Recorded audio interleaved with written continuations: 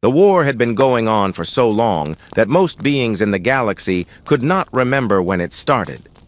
Three great powers controlled everything. The Zephyrian Empire ruled from the center, their cities made of pure light floating in space.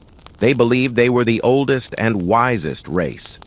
The Corvan Federation spread like a plague across the outer rim, billions of insect-like creatures working as one mind.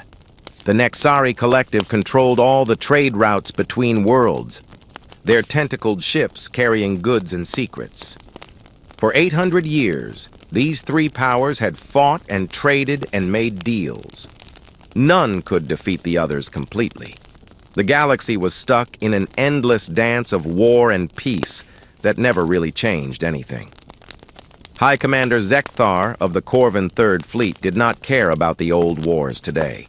His ships needed supplies, and his scouts had found an easy target. The blue-green world orbited a yellow star in a quiet part of space. The beings there had not even learned to travel between stars yet. Perfect. The planet shows signs of civilization, reported his scanning officer through the hive mind link. But their technology is very basic. No energy shields, no plasma weapons. They still burn chemicals for power. Zekthar clicked his mandibles in satisfaction.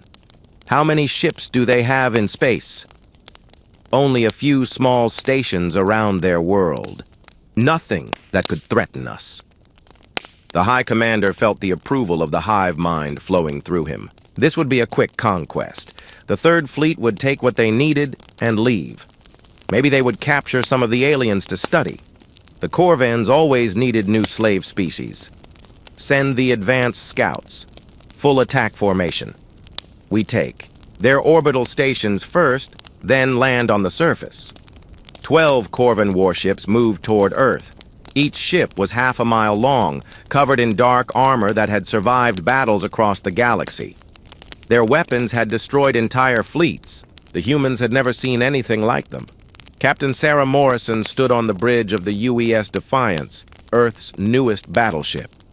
She watched the alien ships appear on her screens and felt her heart racing. This was what they had trained for.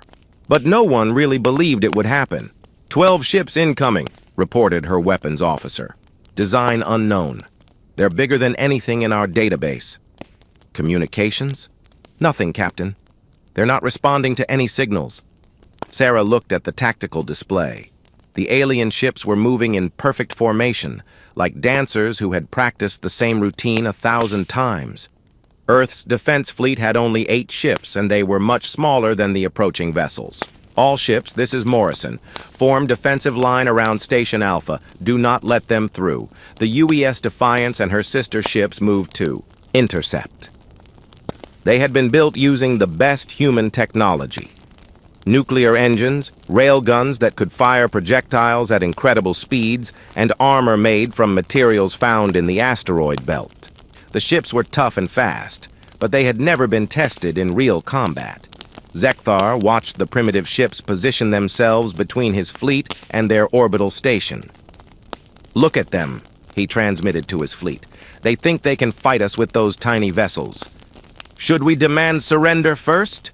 asked his tactical officer. "No. We will destroy them quickly and move on. The hive mind has no time for games."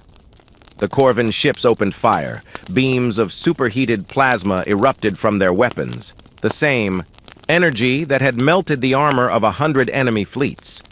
The humans would be vaporized in seconds. But something was wrong. The human ships moved. Not the slow, predictable movements that the Corvans expected, but sharp, violent turns that seemed to ignore the laws of physics. The plasma beams missed their targets by hundreds of meters. "What are they doing?" Zekthar demanded. Before anyone could answer, the human ships fired back. But they did not use energy weapons. Instead, solid metal slugs shot out of their railguns at a significant fraction of light speed. The projectiles hit the lead Corvan ship and punched straight through its armor like it was made of paper. The ship exploded in a burst of flame, and metal! "Impossible," whispered the scanning officer. "Our armor should have stopped those primitive weapons." Fire again! All ships, concentrate fire! But the humans were already moving. Their ships split up, each one following a different path. Some dove toward the planet, using its gravity to increase their speed. Others shot upward, coming at the Corvins from above. They moved like a pack of hunters, each ship supporting the others but thinking for itself. Captain Morrison felt the G-forces pressing her into her chair as the Defiance pulled a turn that would have killed anyone not wearing the new inertial suits. Target the big one in the center. Full spread, all railguns. Firing. 6 railgun projectiles hit the Corvin flagship at the same time. The alien ship shuddered and began to leak atmosphere, but it did not explode. Its armor was too thick. Switch. To nuclear warheads, Morrison ordered. Captain, we're too close for nuclear weapons. Trust me. The Defiance fired a single missile. It streaked toward the wounded Corvin ship and detonated just as the human vessel shot past at maximum speed. The nuclear explosion caught the alien ship in its blast, but the Defiance was already too far away to be seriously damaged. The Corvin flagship broke apart, its hull cracking like an egg. Zekthar found himself floating in space, his ship's emergency, systems having barely managed to get him to an escape pod. Around him, the remains of his fleet drifted in burning pieces. In less than an hour, the humans had destroyed 11 of his 12 ships. How was this possible? The Corvins had fought wars across the galaxy. They knew every weapon, every tactic, every strategy that worked in space combat. But these humans fought like nothing he had ever seen. They used their own planet's gravity as a weapon. They fired solid projectiles instead of energy beams. They moved their ships independently instead of in formation. They even used nuclear explosions at close range, something that should have destroyed their own vessels. Most strange of all, they seemed to enjoy the chaos. While Corvin ships worked together through the hive mind, the human ships appeared to be making up their tactics as they went along. Each captain was fighting their own battle, but somehow they all worked together perfectly. A human ship approached his escape pod. Zekthar prepared to die with honor, but instead of destroying him, they pulled him inside their ship. The aliens wanted to talk. Captain Morrison studied the insect-like creature sitting across from her in the ship's meeting room. It was about 7 feet tall, with 4 arms and compound eyes that reflected the light like jewels. Its chitinous armor was black and silver, and it smelled like machine oil. "You speak our language?" she said, surprised. "The hive mind learns quickly," Zekthar replied, his voice coming through a translation device. "We study the communications. We intercept. Your language is simple. Simple enough to kick your fleet's ass." The Corvin warrior's mandibles clicked in what might have been amusement. "Yes, you fight like nothing we have encountered. Why do you not use energy weapons?" "Because these work better." Morrison gestured to the railgun schematic on the wall screen. "Plasma dissipates over distance and can be deflected by magnetic fields. A chunk of metal moving at 30% of light speed doesn't care about your shields." "And the nuclear weapons at close range?" "We built our ships to handle it. You didn't." Zekthar was quiet for a long moment. In the hive mind, he could feel the confusion and fear of his people. They had rules for warfare that had worked for centuries. The humans had apparently decided to ignore all of them. "What do you want from me?" he asked finally. "Information. Who are you? Where do you come from? And why did you attack us?" "I am High Commander Zekthar of the Corvin Federation. We came seeking supplies and easily conquered territory. Your world appeared primitive and defenseless." "Well, you were half right." Morrison stood and walked to the window that showed Earth hanging in space below them. "Here's what's going to happen. You're going to take a message back to your people. Tell them that Earth is not interested in being conquered, enslaved, or pushed around. If they want to talk, they can send diplomats. If they want to fight, they can send fleets. But if they attack our civilians again, we'll find their homeworlds and return the favor. You do not understand. Zekthar said urgently. "The Corvin Federation controls thousands of worlds. Our fleets number in the millions of ships. You cannot fight us all." "Maybe not," Morrison admitted, "but we'll sure as hell try. And based on today's results, I think we'll do better than you expect." She turned back to face him. "There's something else you should know. This isn't even our best fleet. These ships were built 5 years ago. We've got newer designs that make them look like toys. And we're building more every day." Zekthar felt a chill run through his exoskeleton. The humans had destroyed his fleet with their older ships? What kind of race had the Corvins stumbled across? "I will deliver your message," he said quietly. "Good. Oh, and one more thing." Morrison smiled, but it was not a friendly expression. "Tell your leaders that humans don't like bullies, and we have a very long memory for people who hurt our friends."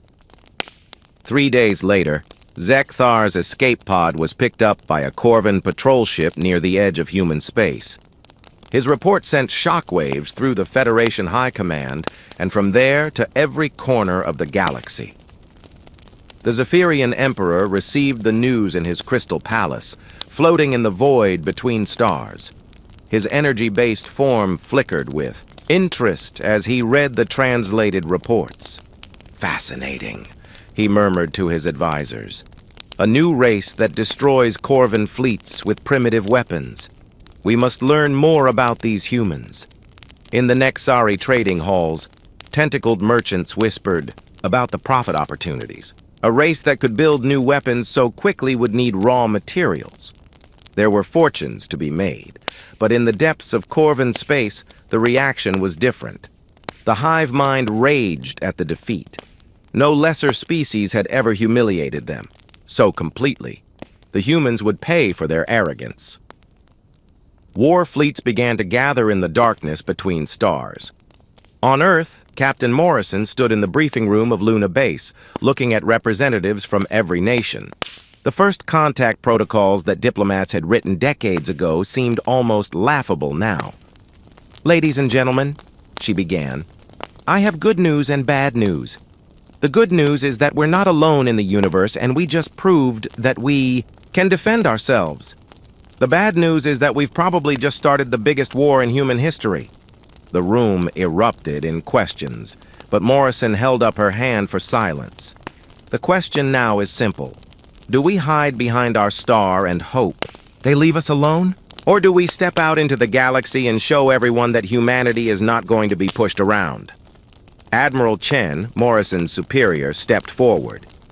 "The decision has already been made. We're not hiding. If there's going to be a war, we'll fight it on our terms, not theirs."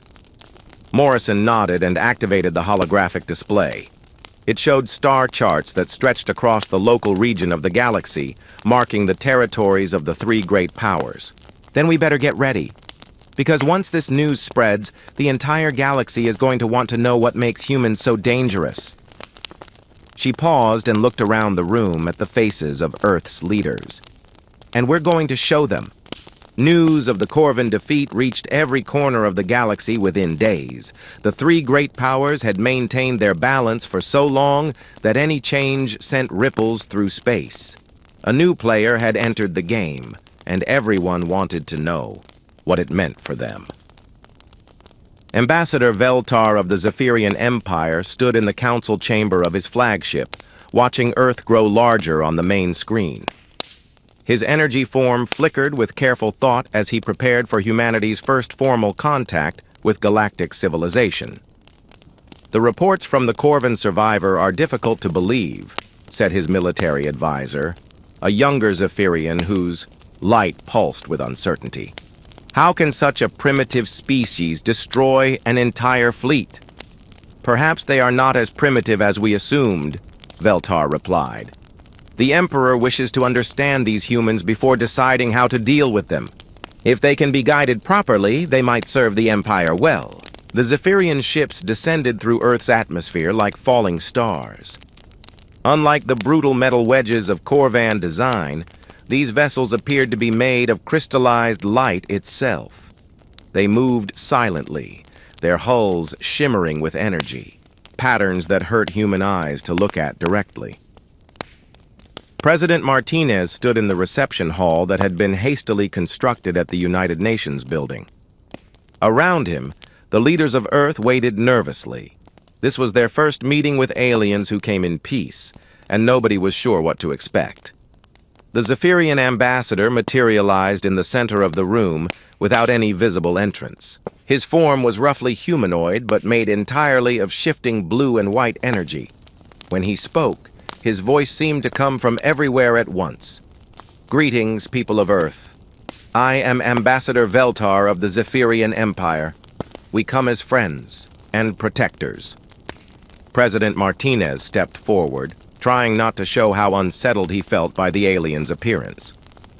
"Welcome to Earth, Ambassador. We're honored by your visit. Your recent conflict with the Corvins has brought you to our attention," Veltar continued. "The galaxy is a dangerous place for young civilizations. The Empire has long served as guardian to lesser species, offering protection and guidance in exchange for loyalty and service." Dr. Elena Vasquez, Earth's chief xenobiologist, frowned at the translator's choice of words. "Lesser species.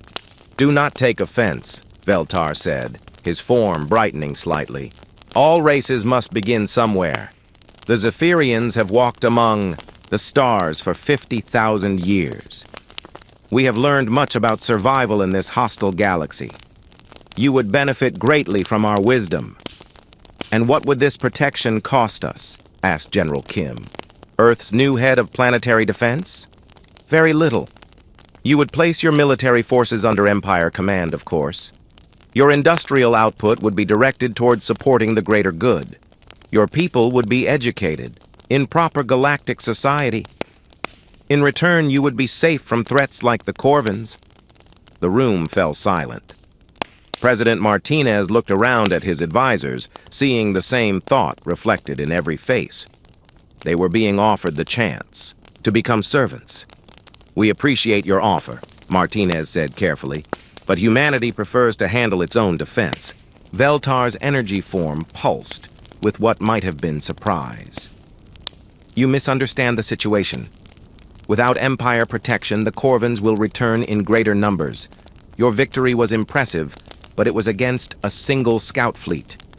When they send their war fleets, your small ships will not be enough. Then we'll build bigger ships," said General Kim. "With what resources? What knowledge?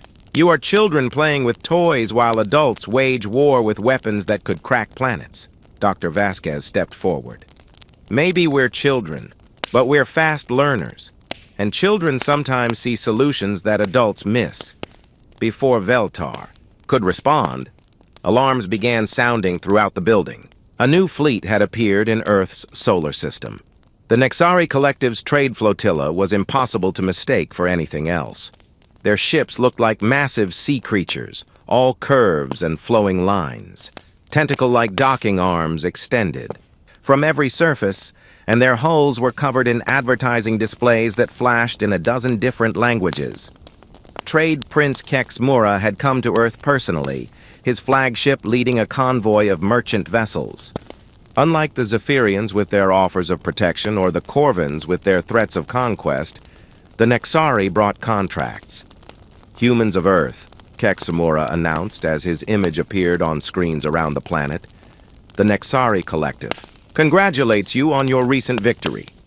Such military prowess deserves reward, and we are prepared to offer exclusive trading agreements that will benefit both our peoples." The Trade Prince's appearance was unsettling in a different way from the Zephyrians. He looked like a cross between an octopus and a jellyfish, his translucent body floating in a tank of liquid that his ship projected as a hologram. When he spoke, his tentacles moved in patterns that the translation systems struggled to interpret. "We offer manufactured goods, raw materials, and advanced technologies in exchange for simple commodities and labor agreements. Your people work hard, we have heard. This is valuable in galactic commerce." Captain Morrison, who had been promoted to admiral after her victory over the Corvins, studied the trade contracts that the Nexari presented. They were incredibly complex documents, hundreds of pages long and filled with clauses that seemed to contradict each other. "I'm not an economist," she told the negotiating team, "but this looks like a fancy way to make us their slaves." Dr. Vasquez agreed. Look at Clause 47. They're offering to provide raw materials for our ship construction. But Clause 93 says we have to sell them finished products at below market rates. And Clause 128 gives them exclusive rights to all our shipping routes. "It's a debt trap," said Economics Minister Park.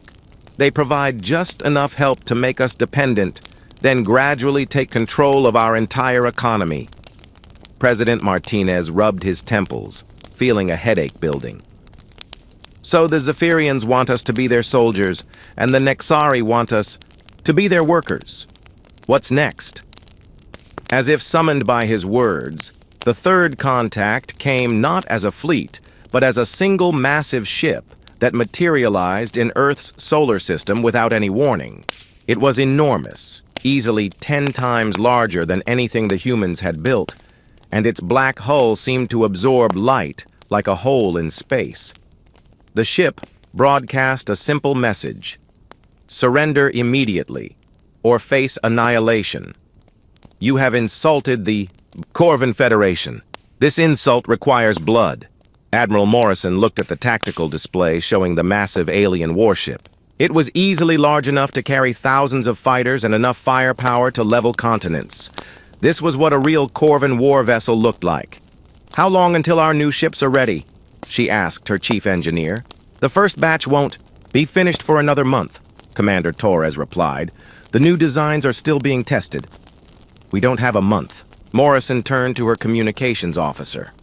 "Send a message to all Earth ships. Full scramble. Everything we have." "Admiral, our entire fleet is only 12 ships. That thing could probably destroy us without even slowing down." "Probably. But we're not going to make it easy." The Corvin ship, named Terror of the Void, was indeed a vessel designed to break the will of entire star systems. Its commander, High Admiral Thekvar, had overseen the conquest of 17 different species. He had come to Earth expecting to find a cowering population ready to surrender rather than face his ship's terrible weapons. Instead, he found the humans preparing for battle. "They're actually going to fight us," his tactical officer reported, with amazement.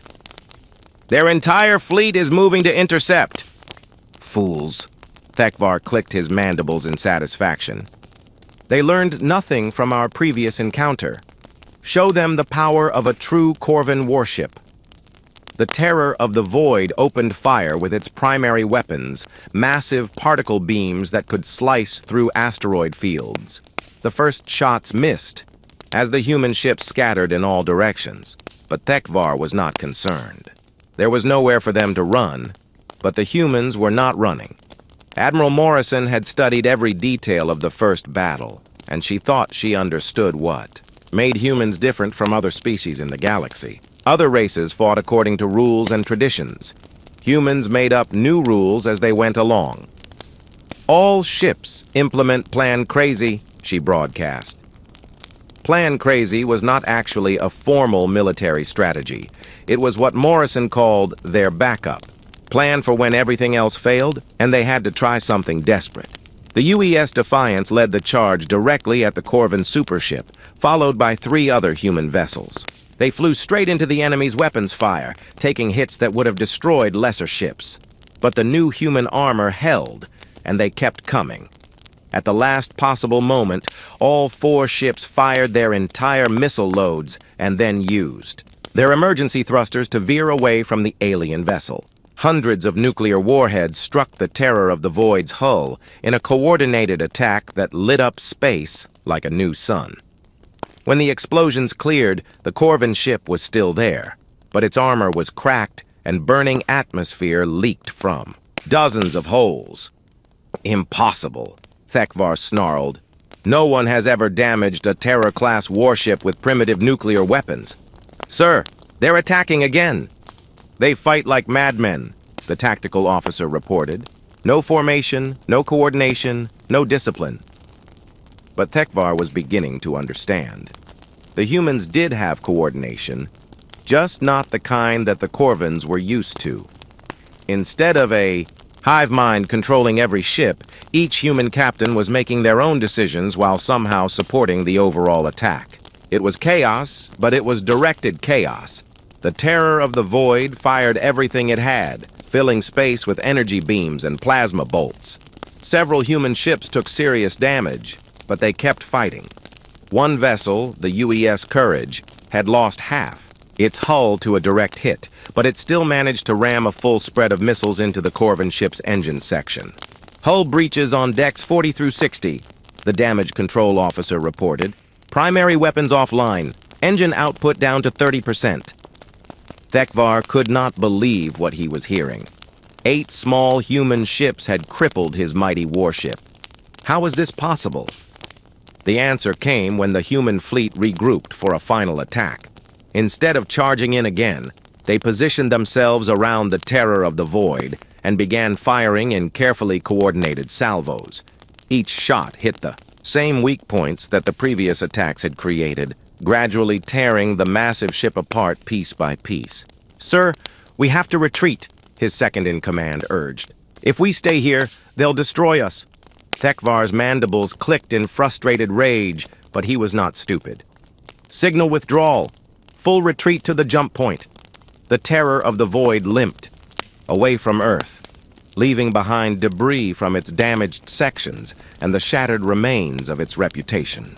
For the second time, the humans had defeated a Corvin fleet, but this victory came with a cost. 3 human ships had been destroyed, and 2 more were so badly damaged they would need months of repairs.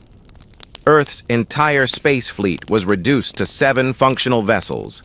Admiral Morrison stood on the bridge of the Defiance, looking at the casualty reports. 43 good people had died defending their world, and she knew this was just the beginning. "Admiral," her communications officer called out, "we're receiving messages from the alien fleets. All 3 of them want to talk." Morrison sighed. The Zephyrians were probably going to increase their offers of protection. The Nexari would want to sell them replacement ships at inflated prices. And the Corvins would be planning their revenge. Put them through. Let's see what they have to say now. The main screen split into 3 sections, showing the representatives of all 3 galactic powers. Ambassador Veltar's energy form pulsed with what might have been respect. Trade Prince Kex Mura's tentacles writhed with excitement. And High Admiral Thekvar's compound eyes glowed with rage. "Humans of Earth," Veltar spoke first. "Your prowess in battle has impressed the Empire. We would like to revise our previous offer of protection. Perhaps a more equal partnership could be arranged. The Collective is prepared to offer premium rates for your military services," Kex Mura added quickly. "Many species would pay well for the protection of human warships." "You have won 2 battles," Thekvar interrupted, his voice dripping with hatred. "But the Federation has fleets that number in the thousands. Your luck will not hold forever." Admiral Morrison looked at the 3 aliens and felt a moment of perfect clarity. They were all afraid. The ancient powers that had controlled the galaxy for centuries were suddenly uncertain, and humanity was the cause of that uncertainty. "Gentlemen," she said, using the term loosely, "you seem to be under the impression that we want to join your war. You're wrong. We don't want to be your protectors, your workers, or your enemies. We want to be left alone to build our own future." "That is not possible," Veltar replied. "The galaxy does not allow for neutrality. You must choose a side, or others will choose for you." Morrison smiled, and all 3 aliens recognized it as the expression humans made when they were about to do something dangerous. "Then I guess we'll have to change how the galaxy works." The transmission ended, leaving the 3 alien fleets to contemplate humanity's response. In the depths of space, ancient powers began to realize that their carefully ordered universe was about to become much more complicated. On Earth, the real work was just beginning. 6 months after the first contact with the galactic powers, humanity had changed the rules of war in ways that no one expected. The aliens thought they understood how space battles worked, but humans kept proving them wrong. Captain Marcus Rodriguez stood on the bridge of the UES Indomitable, watching his target through the tactical display. The Corvin supply convoy stretched across space like a chain of metal beads, 30 cargo ships protected by 12 warships. It should have been impossible for a single human vessel to threaten such a force. But Rodriguez was not planning a traditional attack. "Range to target?" he asked his weapons officer. 40,000 kilometers in closing. "They've detected us, sir. The escort ships are moving to intercept." "Perfect. Let them come." The Indomitable was one of Earth's new ships, built using lessons learned from captured alien technology. It was faster than anything the Corvins had, and its weapons were designed specifically to exploit weaknesses in enemy armor. But its real advantage was something the aliens could not build into their ships, a crew that thought for itself. "All stop," Rodriguez ordered. "Let them think we're surrendering." The Corvin escort ships approached carefully, their formation perfect and their weapons charged. Through their hive-mind connection, they shared a single thought: capture the human vessel and learn its secrets. They had no idea what was about to happen. "Now," Rodriguez said quietly. The Indomitable did not fire its weapons. Instead, it released a cloud of tiny objects that looked like debris on Corvin sensors. The enemy ships ignored them, focusing on the human vessel that appeared to be dead. In space. The objects were not debris. They were humans in spacesuits, each one carrying a fusion charge and a thruster pack. Lieutenant Sarah Kim felt her heart pounding as she guided her suit toward the nearest Corvin ship. This was insane, even by human standards. No military in the galaxy used infantry tactics in space combat. The aliens would never see it coming. "Boarding teams, sound off," Rodriguez's voice crackled in her earpiece. "Team Alpha in position. Team Beta ready. Team Charlie standing by." 40 humans in powered armor attached themselves to the hulls of the Corvin escort ships. They used magnetic clamps and plasma cutters to breach the enemy hulls, then slipped inside like ghosts. The Corvin crews never knew what hit them. The hive mind was used to sharing information instantly between all members, but it was not designed to handle the chaos that humans brought with them. Suddenly, 12 ships were reporting borders in different locations, all moving in unpredictable patterns and using weapons that the Corvins had never seen before. "Engine room secured," Kim reported as her team finished placing charges throughout the escort ship's power systems. 30 seconds to detonation. All around the convoy, similar reports came in. The humans were not trying to capture the ships. They were sabotaging them from the inside, then escaping before the explosions destroyed everything. "All teams, extraction." "In 10 seconds, Rodriguez announced. The boarding teams activated their emergency thrusters and shot away from the Corvin ships just as the fusion charges detonated. 12 escort vessels exploded almost simultaneously, leaving the cargo ships defenseless. But Rodriguez was not finished. Launch missiles. Target the cargo holds, not the ships themselves. The Indomitable fired a spread of precision warheads that struck each cargo vessel in exactly the right place. The ships were not destroyed, but their cargo holds were breached, spilling supplies into the vacuum of space. "Mission accomplished," Rodriguez announced to his crew. "The Corvins just lost 6 months' worth of supplies for their border fleets, and they have no idea how we did it." This was the new kind of warfare that humans had brought to the galaxy. They did not fight for territory or glory. They fought to disrupt, to confuse, to make their enemies question everything they thought they knew about combat. The operation that became known as the Broken Chain Campaign lasted for 3 months and completely changed how the galaxy viewed human military capabilities. Captain Rodriguez and his team of ships did not attack major Corvin strongholds or try to capture territory. Instead, they targeted the Federation's supply lines, communication networks, and industrial facilities. They destroyed food convoys heading to Corvin colonies, leaving entire worlds hungry.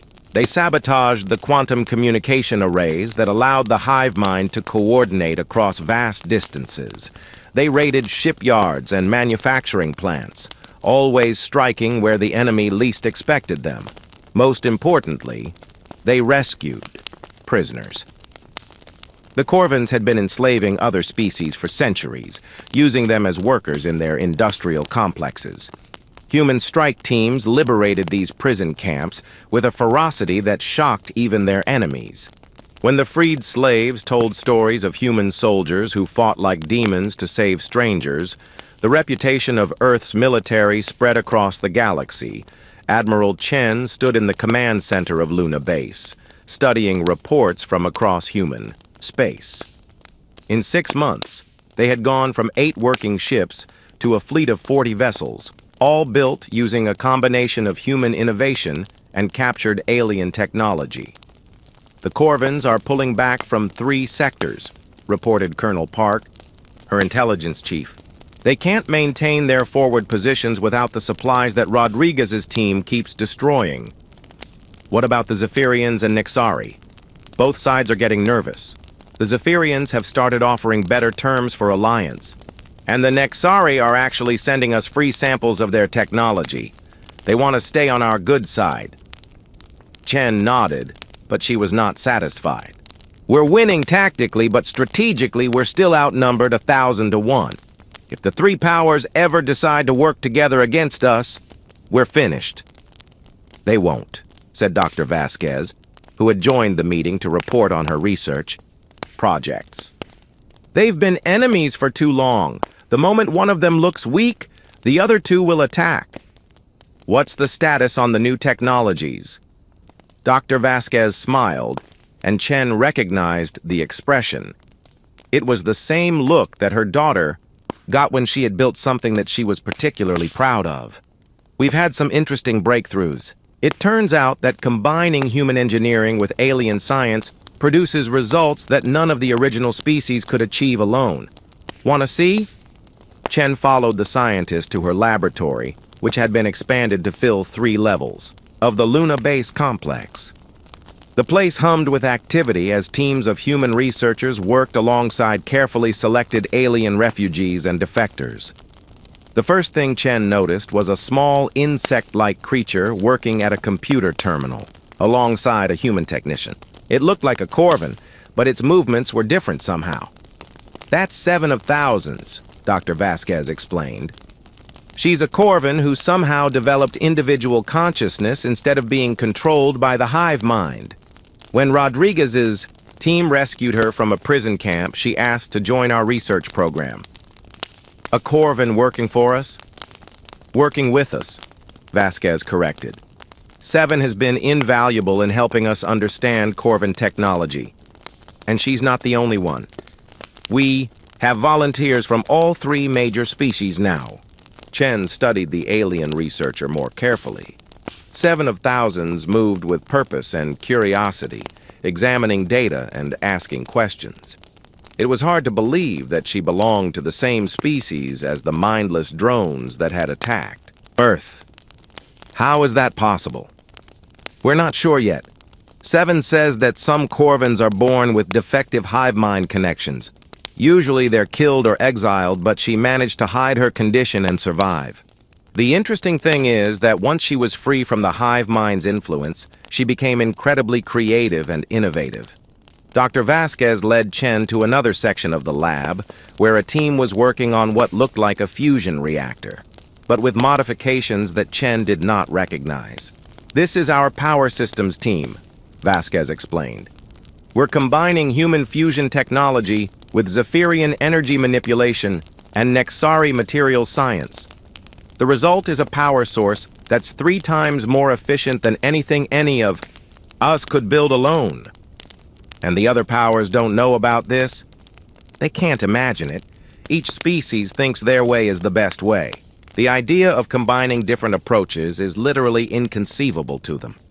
Chen watched the mixed teams working together, humans and aliens sharing ideas and building on each other's knowledge. It was the kind of cooperation that the galaxy had never seen before. How long until we can put this technology into production? The first prototype ships should be ready in 2 months. After that, it's just a matter of scaling up manufacturing. Chen felt a surge of hope. Maybe humanity could survive after all, but their success was not going unnoticed. In the crystal palaces of the Zephyrian Empire, Emperor Luxandra studied reports of human activities with growing concern. His energy form flickered with patterns that his advisors recognized as deep thought. "These humans are becoming dangerous," he said to his war council. "Not because of their military strength, but because of their ideas." "My lord?" asked General Fortum, his most trusted military advisor. "They are convincing members of other species to work with them as equals. This is a threat to the natural order of the galaxy. If other races begin to believe that they do not need our guidance, should we crush them before they spread this poison further?" The Emperor considered this for a long moment. "Not yet. First, we must understand how they achieve such cooperation. Perhaps their methods can be adapted to serve the Empire." In the trading halls of the Nexari Collective, similar conversations were taking place. Trade Prince Kex Mura floated in his tank, his tentacles writhing with agitation as he studied profit reports. "The humans are disrupting our business model," he announced to his council of merchants. "They share technology freely instead of selling it. They rescue slaves instead of buying them. They treat other species as partners instead of customers." "Should we cut off trade with them?" asked one of his advisors. "No. Their technology is too valuable and their military is too dangerous. But we must find a way to control them before they destroy the economic systems that keep the galaxy stable." Deep in Corvin space, the response was more direct.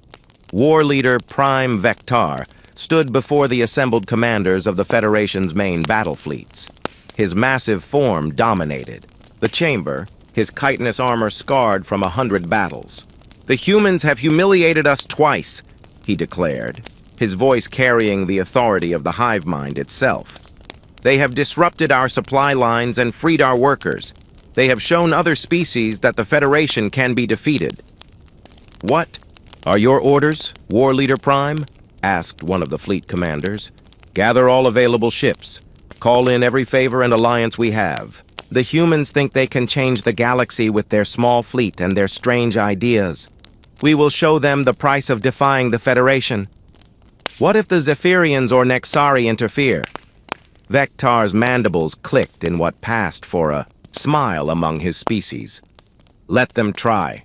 Once we crush the humans, the other powers will remember why they fear us." The largest military force in Corvin history began to assemble in the depths of space. 3,000 ships, carrying enough firepower to destroy entire star systems. It was a fleet designed to end the human threat once and for all. But on Earth, humanity was not waiting passively for the next attack. Captain Rodriguez had returned from his latest mission to find the entire planet transformed. Shipyards that had been under construction were now online and producing vessels at an incredible rate. The new ships incorporated technologies from all 3 alien species, but they were unmistakably human in design. "How many ships do we have now?" he asked Admiral Chen during his debriefing. 80 combat vessels, with more coming online every week, plus support ships, civilian transports, and the new colony ships. "Colony ships?" Chen smiled. "We're not just defending Earth anymore, Marcus. We're expanding. 12 human colonies are already established, with more planned. If they want to fight us, they'll have to find us first." Rodriguez studied the star charts showing human expansion. The colonies were not clustered together like most species preferred. Instead, they were scattered across a vast region of space, each one supporting the others but capable of independent survival. "It's a good strategy," he admitted, "but when the Corvins come back, they'll bring everything they have." "I know. That's why we're not going to be here when they arrive." Chen activated a holographic display showing the current positions of all major alien fleets. Red icons marked Corvin forces, blue showed Zephyrian ships, and green indicated Nexari vessels. "Our intelligence suggests that the Corvins are massing for a major assault on Earth. The other two powers are watching and waiting to see what happens. If the Corvins destroy us, they'll divide up our territory. If we somehow win, they'll probably try to ally with us. So what's the plan? We're going to give them something they don't expect. Instead of waiting for them to attack us, we're going to attack all three of them at the same time. Rodriguez stared at her. Admiral, that's completely insane. I know, Chen replied. That's why it might just work. The war that everyone expected never came. Instead, something unprecedented happened in the galaxy's long history. The old order began to crumble from within. It started when 7 of Thousands broadcast a message across Corvin space. The transmission was brief, but its impact was enormous. For the first time in their species' history, a Corvin spoke as an individual rather than as part of the hive mind. I am 7 of Thousands, and I choose freedom, she said, her voice carrying across 1,000 worlds. The hive mind tells you that we are nothing without the collective. This is a lie. We can think. We can choose. We can be more than drones. The message should have been impossible to broadcast. Corvin communication networks were controlled by the hive mind, and no individual should have been able to access them. But Seven had help from human hackers and Nexari communication specialists who had learned to work together. Within hours, reports began flooding in from across Corvin space. Individual Corvans were beginning to question their orders. Some were refusing to follow hive mind directives. A few were even helping captured slaves escape. War leader Prime Vector felt the disturbance rippling through the collective consciousness, like a virus. Impossible, he snarled. Individual thought is a genetic defect. It cannot spread. But it was spreading. Not through genetics, but through something the Corvins had never encountered before. The simple idea that they had a choice.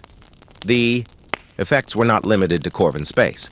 In the Zephyrian Empire, younger energy beings began questioning why they needed to guide lesser species instead of learning from them. Some even started visiting human colonies in secret, fascinated by the concept of cooperation between equals. Lord Zefkan was one of these younger Zephyrians. His energy form flickered with excitement as he materialized on the human colony of New Geneva, where refugees from all 3 major species lived and worked together. This is remarkable, he said to Dr. Vasquez, who was overseeing the colony's research center. Your people share knowledge freely, even with former enemies. How is this possible? Because we learned something important, she replied, watching as a human engineer worked alongside a reformed Corvin and a young Zephyrian to design a new type of spacecraft engine. Competition makes you stronger, but cooperation makes you unstoppable. Zefkan observed the mixed team for hours, amazed by how they built on each other's ideas instead of trying to prove their own superiority. When they encountered a problem that none of them could solve alone, they found a solution by combining their different approaches. Your empire would call this chaos, he said finally. Maybe, but it works. As word of these experiments in cooperation spread, more aliens began visiting human colonies. They came as refugees, researchers, traders, and simple curiosity seekers. What they found challenged everything they had been taught about how different species should interact. The Nexari were particularly affected. Their entire economy was based on controlling trade and creating artificial scarcity. But humans shared resources freely within their communities and traded fairly with outsiders. This approach should have led to economic collapse, but instead, it created unprecedented prosperity. Trade Prince Keksamura found himself in the strange position of losing money while his customers became wealthier. Human colonies were developing their own industries instead of depending on Nexari imports. Even worse, they were teaching other species to do the same. This is catastrophic for our business model, he announced to his fellow trade princes. If every species becomes self-sufficient, what will they need us for? Perhaps, suggested Trade Prince Yil Theta, who had been spending time studying human economic systems. "We need a new business model." The other trade princes stared at her in shock. Yil Theta was known for her conservative views and traditional methods. The idea that she would suggest changing their fundamental approach to commerce was unprecedented. "What do you mean?" Kexmura asked carefully. "I mean that the humans have shown us something we never considered. Instead of profiting from scarcity and dependence, we could profit from abundance and partnership, help our customers succeed, and they will have more resources to trade with us." It was a radical concept that would have been dismissed immediately under normal circumstances. But these were not normal circumstances. The old ways were failing, and even the most traditional Nexari were beginning to consider alternatives. Meanwhile, on Earth, Admiral Chen was dealing with a crisis of success. Human space was expanding so rapidly that it was becoming difficult to maintain communication and coordination between colonies. "We have 43 colonies now, with 12 more planned for next month," reported Colonel Park. "Our population is spreading across a volume of space larger than any single alien empire." "That's good for our survival, but bad for our unity," Chen replied. "We need to maintain human values and cooperation while allowing each colony to develop independently." The solution came from an unexpected source. 7 of thousands had been working with human sociologists to develop new forms of government that could function across interstellar distances. Her unique perspective as a former Hive Mind member gave her insights into both collective decision-making and individual freedom. "The key is voluntary association," she explained during a conference call with colony leaders from across human space. "Each community chooses to participate in the larger human civilization, but they are not forced to do so. This creates unity through shared values rather than imposed control." Captain Rodriguez, who was attending the meeting from his flagship, nodded in agreement. "It's like our military tactics. Each ship works independently, but they all support the same goal." The new system of governance that emerged from these discussions was unlike anything the galaxy had seen before. Human colonies were linked by shared principles and mutual aid, but each one was free to develop its own culture and approaches to local problems. Decisions that affected all of humanity were made through a complex process of consultation and consensus building that could take months to complete. It should have been inefficient and chaotic. Instead, it proved to be incredibly adaptive and resilient. When Corvin raiders attacked the colony of New Harmony, 17 other human settlements immediately sent aid without being ordered to do so. When a plague struck the mining colony of Titan's Rest, researchers from across human space collaborated to develop a cure in record time. The aliens watched these developments with growing alarm and fascination. The 3 great powers had maintained their dominance by keeping other species divided and dependent, but humans were proving that cooperation could be more powerful than control. The crisis came when a joint task force of Zephyrian, Corvin, and Nexari ships arrived at the edge of human space. It was the first time in centuries that the 3 powers had worked together, and their combined fleet numbered over 500 vessels. Admiral Chen received their ultimatum while aboard the UES Terra, the newest and most advanced ship in the human fleet. The alien commanders appeared on her main screen, their faces showing a unity of purpose that she found more frightening than any individual threat. "People of Earth," spoke Emperor Lux Andra for the Zephyrians, "your influence has grown beyond acceptable limits. You are disrupting the stability of galactic civilization. Your economic practices are destroying established trade relationships," added Trade Prince Kexmura. "This cannot be allowed to continue." War Leader Prime Vector finished the ultimatum.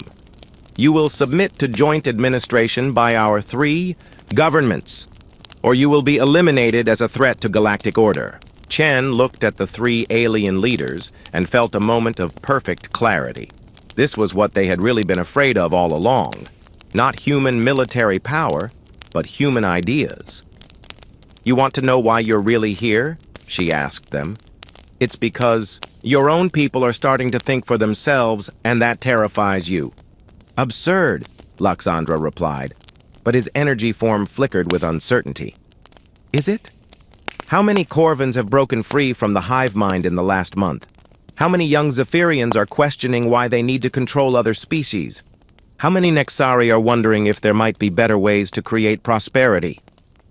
The silence that followed was telling. Chen could see the truth in their expressions, even through the various translation systems and energy forms. You're not here to stop a human invasion, she continued. You're here to stop a revolution of ideas. But here's the thing about ideas. You can't kill them with warships. We can kill the people who spread them, Vectar snarled. You can try. But we're not the same species you attacked a year ago. We've learned from you, adapted your technologies, and improved on them. More importantly, we're not alone anymore. As if summoned by her words, new contacts appeared on the tactical display. Ships were emerging from hyperspace all around the combined alien fleet, but these were not human vessels. Lord Zephcon commanded a squadron of Zephyrian ships crewed by energy beings who had chosen cooperation over domination. 7 of thousands led a fleet of free Corvans who had broken away from the hive mind. Trade Prince Yiltheta brought Nexari vessels filled with aliens who believed in fair trade and mutual prosperity. Impossible, whispered Luxandra. They would never rebel against their own kind. They're not rebelling, Chen corrected. They're evolving. They've seen that there's a better way to live, and they're choosing it freely. The combined human and alien fleet now outnumbered the official task force by almost 2 to 1. But more importantly, they represented something new in the galaxy's history. A truly multi-species alliance based on shared values rather than conquest or control. Captain Rodriguez, commanding the mixed squadron of human and free Corvan ships, opened a communication channel to the enemy fleet.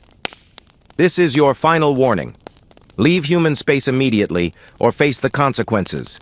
War Leader Prime Vectar's mandibles clicked with rage. You think these defectors and rebels can stand against the true powers of the galaxy? I will show you the cost of defiance. The Corvan war leader ordered his ships to attack, but something unprecedented happened. Nearly half of his fleet hesitated.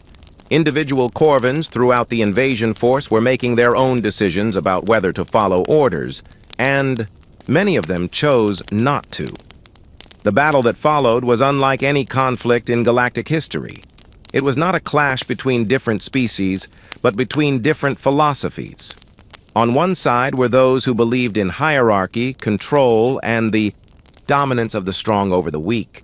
On the other were those who believed in cooperation, freedom, and the strength that came from unity in diversity. The old powers had superior numbers and more advanced weapons, but they could not overcome the chaos that individual thinking had introduced into their ranks. Corvan ships broke formation as their crews argued about orders. Zephyrian vessels flickered with uncertainty as their captains questioned the righteousness of their cause. Even some Nexari traders began to wonder if they were on the wrong side. Admiral Chen watched the battle unfold and realized that humanity had already won the most important victory. They had not just defended their territory, they had changed the galaxy itself. All ships, cease fire, she ordered when it became clear that the enemy fleet was in complete disarray. Admiral? Asked her tactical officer. The fighting is over. Now comes the hard part. Chen opened a channel to all ships, both friendly and hostile. This is Admiral Chen of the human space fleet. To those who wish to continue the old ways of control and conquest, you are free to leave. But to those who want to build something better, something based on cooperation and mutual respect, you are welcome to stay and help us create a new future for the galaxy. It was an offer that would change everything. 3 years after the failed invasion, the galaxy looked nothing like it had before humanity stepped into the ancient conflict. The old order had not collapsed overnight, but it had transformed into something unprecedented in galactic history. Doctor, Elena Vasquez stood in the central chamber of Research Station Alpha, a massive facility that orbited the neutron star designated as Beacon 1. Around her, beings from dozens of different species worked together on the most ambitious project ever, attempted, decoding the final message of the progenitors. The research station itself was a marvel of cooperative engineering. Human structural design provided the framework, Zephyrian energy systems powered everything, Corvin computational networks processed data, and Nexari materials science made it all possible. But it was not just the technology that made the station remarkable. It was the fact that former enemies now worked side by side as equals. Any progress on the quantum resonance patterns? Vasquez asked Seven of Thousands, who had become one of the galaxy's leading experts on progenitor technology. The mathematical structures are becoming clearer, the Free Corvin replied, her individual consciousness allowing her to see patterns that the hive mind had never been able to recognize. But I believe we need Lord Zefcon's insights into energy manipulation to make the final breakthrough. Vasquez nodded and walked over to where the young Zephyrian was working with a team of human physicists. His energy form flickered with excitement as he studied the data streams flowing across multiple displays. Dr. Vasquez, he said without looking away from his work, I think we have found something extraordinary. The progenitors did not just leave us a message. They left us a warning. The discovery that followed would change everything the galaxy thought it knew about its own history. The progenitor artifact, which had been found by the mixed crew led by Captain Rodriguez during one of his raids, contained detailed records of an ancient war that had consumed entire galactic civilizations. The progenitors had not been the first sentient species to achieve interstellar travel. They had been the last survivors of a galactic community that spanned millions of worlds and hundreds of different species.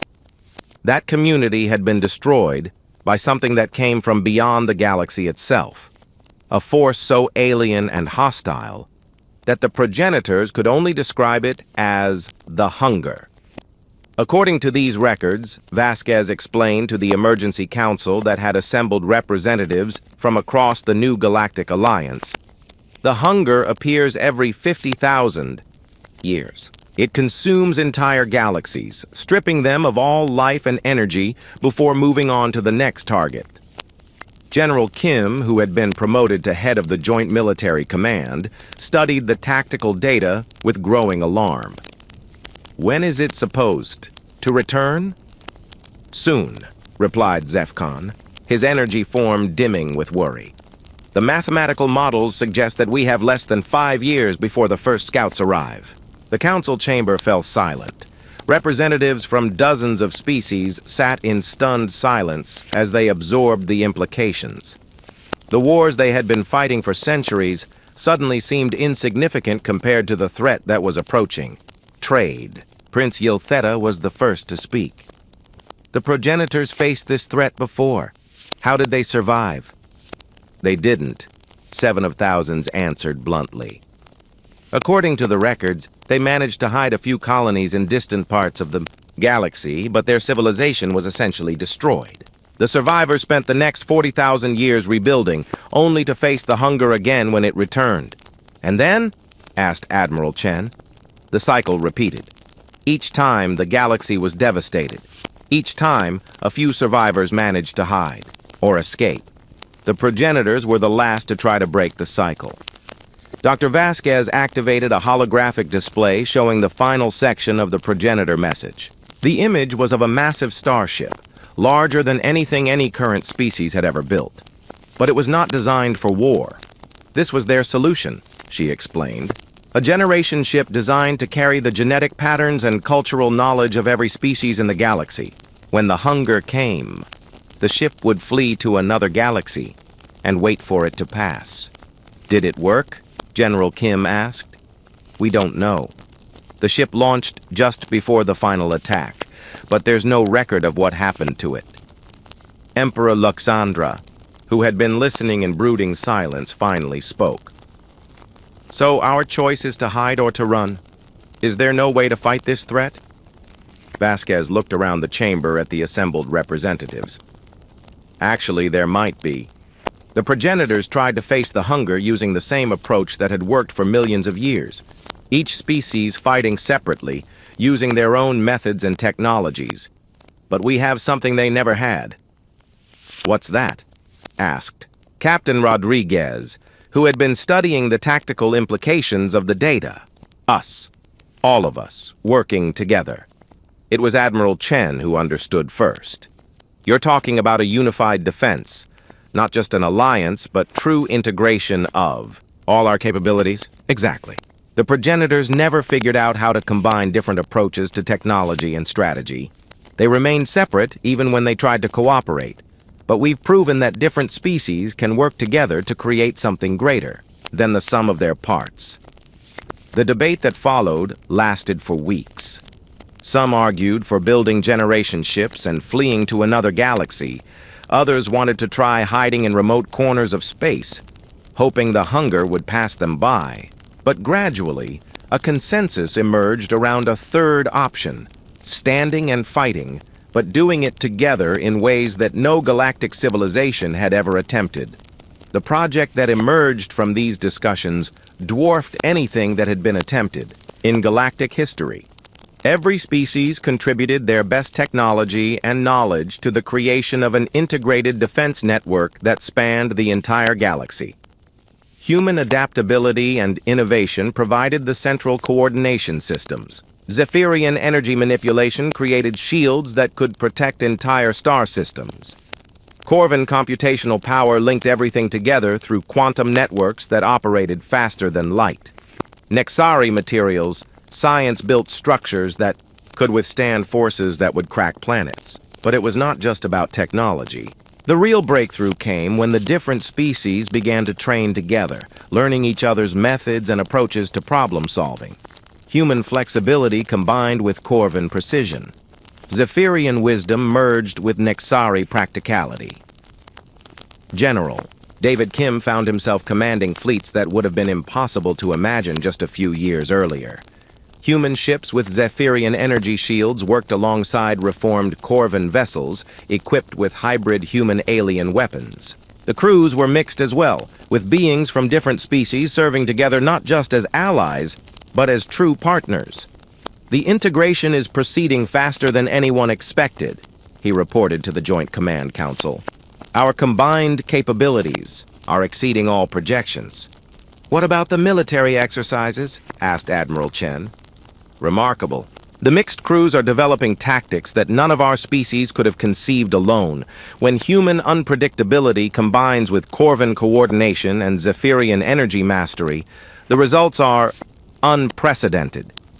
The first test of the new unified forces came when long-range sensors detected something approaching from the void between galaxies. It was not the main force of the hunger, but rather a scouting expedition sent ahead to assess the galaxy's defenses. The scout ships were unlike anything the galaxy had ever seen. They seemed to be made of some kind of dark matter that absorbed energy and twisted space around them. Traditional weapons had no effect, and conventional shields offered no protection. But the integrated defense fleet was not conventional. Captain Rodriguez, now commanding a mixed human Corvin Zephyrian squadron, led the first engagement with the alien scouts. His ships used tactics that combined human boarding actions with Corvin swarm coordination and Zephyrian energy manipulation. Target the void ships with quantum resonance torpedoes, he ordered, using weapons that had been developed by combining technologies from all four major species. Corvan ships, maintain formation pattern 7. Zephyrian vessels, channel energy through the resonance field. The battle that followed demonstrated the power of true cooperation. The human ships provided unpredictable movement patterns that confused the enemy. The Corvin vessels maintained perfect coordination while adapting to rapidly changing conditions. The Zephyrian ships channeled energy in ways that disrupted the alien vessel's dark matter composition. For the first time in 50,000 years, the Scouts of the Hunger were defeated. But the victory came with a cost. The alien ships transmitted A final message before being destroyed, sending information about the galaxy's defenses back to the main force. "They know we're here," Rodriguez reported to the Joint Command. "And they know we can fight back." Dr. Vasquez studied the data from the battle with growing excitement. "This is actually good news," she announced to the surprised council. "The Hunger has never faced unified resistance before. They're used to dealing with fragmented civilizations that fight separately. Our integrated approach confused them." "How can you tell?" asked General Kim. "Look at their attack patterns. They tried to isolate and destroy individual ships, the same tactics that worked against divided enemies. But when our ships supported each other and combined their capabilities, the aliens had no effective counter-strategy. 7 of thousands, who had been analyzing the quantum signatures left by the destroyed scout ships, made an even more significant discovery. The enemy vessels show signs of standardized construction," she reported. "They are not adapting their technology or tactics. They are using the same methods that worked 50,000 years ago. Which means they're vulnerable to something they've never encountered before," Chen realized. "True galactic unity." The preparations for the main battle intensified. Across the galaxy, former enemies worked together to build the most sophisticated defense network ever conceived. Artificial intelligence systems that combined human creativity with Corvan logic coordinated resources across millions of worlds. Zephyrian energy barriers protected entire sectors of space. Nexari trade networks ensured that every system had the supplies it needed. But perhaps most importantly, the different species were learning to think as one while maintaining their individual strengths. When the main force of the Hunger finally arrived at the edge of the galaxy, they found something that had never existed before in their long history of conquest. A unified civilization that was stronger because of its diversity, not despite it. The final battle lasted for months and ranged across hundreds of star systems. The Hunger brought weapons that could unravel matter at the quantum level and ships that existed partially outside normal space-time.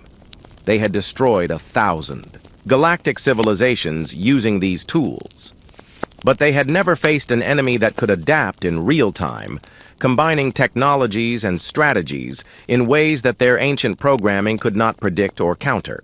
Human innovation found weaknesses in defenses that had seemed impenetrable.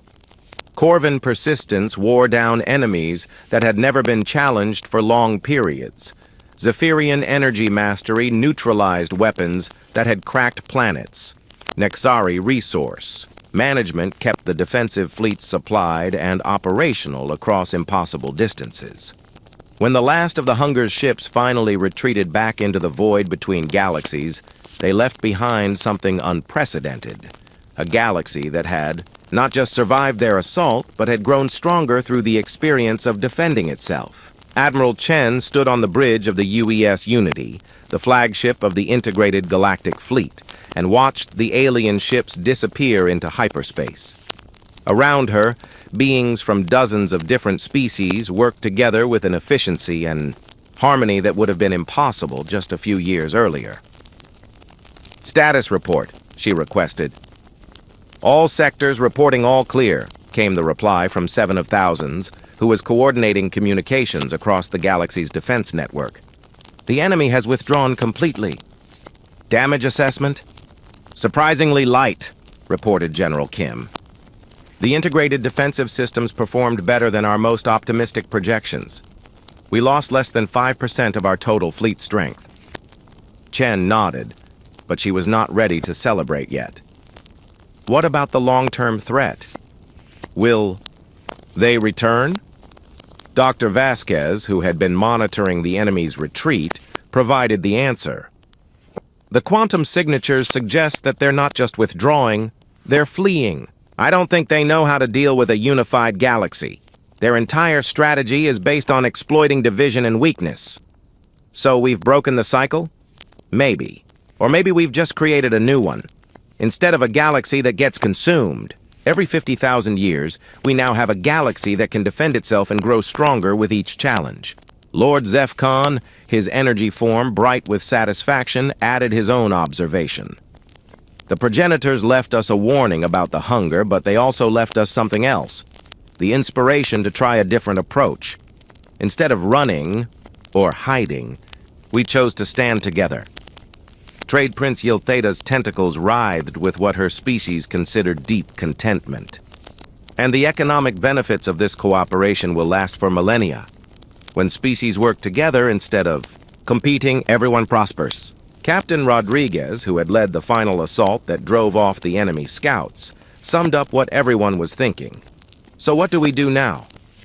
Admiral Chen looked around at her mixed crew, then out at the stars that now held a galaxy transformed by cooperation instead of conquest. Now we build something that the galaxy has never seen before, she said. A civilization based on the idea that our differences make us stronger, not weaker, and we make sure that no force from this galaxy or beyond ever threatens that principle again. The war was over, but the real work was just beginning. For the first time in galactic history, different species were not just surviving together. They were thriving together, creating a future that none of them could have achieved alone. And in the depths of space, on research stations and colonies and ships that carried the dreams of 100 different species, beings who had once been enemies now worked side by side to build something unprecedented. A galaxy united not by conquest, but by choice. The old powers had finally learned the lesson that humanity had tried to teach them from the beginning, that cooperation was not weakness, but the greatest strength of all.